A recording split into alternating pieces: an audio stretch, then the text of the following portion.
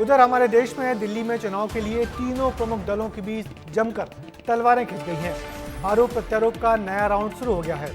केंद्रीय गृह मंत्री अमित शाह ने कहा है कि उन्होंने अरविंद केजरीवाल जैसा झूठ बोलने वाला व्यक्ति नहीं देखा।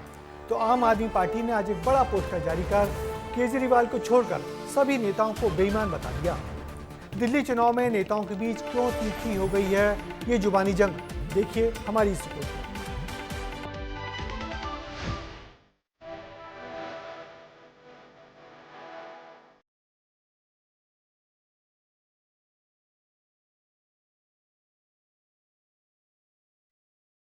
दिल्ली में विधानसभा चुनाव की तारीख नजदीक आने के साथ ही बीजेपी ने दिल्ली वालों के लिए वादों की झड़ी लगा दी है।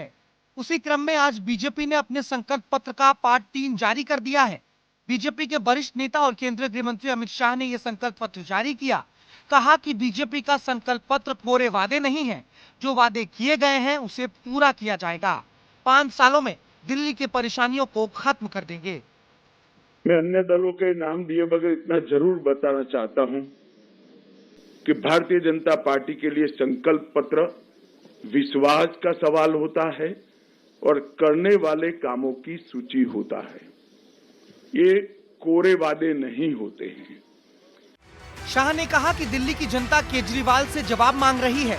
वो कहकर आए थे कि हम गाड़ी नहीं लेंगे, बंगला नहीं लेंगे, सुरक्षा नहीं लेंगे, लेकिन अब दिल्ली की जनता उनसे जवाब मांग रही है।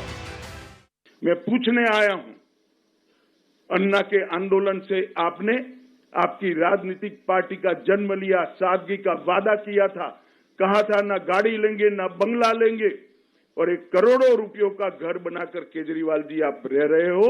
इसका दिल्ली की जनता आपसे जवाब मांग रही है। बीजेपी के संकल्प पत्र का पार्ट 3 क्या कहता है वो देख लीजिए। बीजेपी के संकल्प पत्र में दिल्ली के युवाओं को 50,000 सरकारी नौकरियां देने का वादा है। पाकिस्तान से आए हुए सभी शरणार्थियों को मालिकाना हक मिलना है। यमुना रिवर विकास फ्रंट बनाया जाना है जो साबरमती की तरह होगा।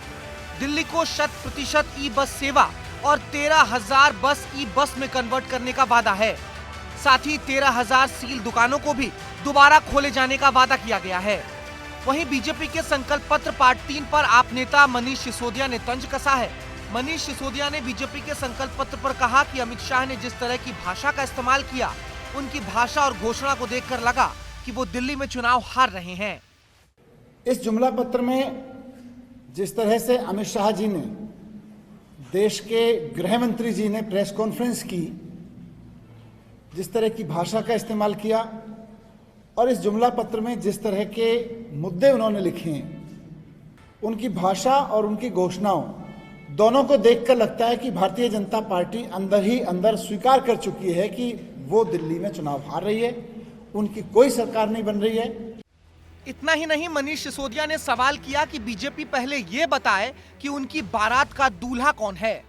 आम आदमी पार्टी का सीएम कौन बनेगा, डिप्टी सीएम कौन बनेगा, ये आम आदमी पार्टी पे छोड़ दे, लेकिन भारतीय जनता पार्टी कम से कम दिल्ली की जनता को ये तो बताए कि उनके पास उनकी बारात का दूल्हा कौन है। अपना सीएम कैंडिडेट तो तय करें, वो देश के सामने रखें, दिल्ली के सामने रखें। अपना सीएम तय नहीं कर पा रहे, दूसरी पार्टी का सीएम तय कर रहे हैं। अपना सीएम अनाउंस करें ना अमित शाह जी। अमित शाह जी आज प्रेस कॉन्फ्रेंस में बताते कि मैं दिल्ली का चेहरा, मेरे इस चेहरे के चुनाव पे लड़ रहा हूं, दिल्ली का चुनाव।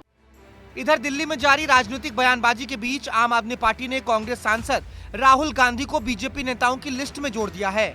आम आदमी पार्टी ने पोस्टर जारी करते हुए कांग्रेस सांसद और लोकसभा में नेता विपक्ष राहुल गांधी को बेईमानों की लिस्ट में शामिल कर दिया है।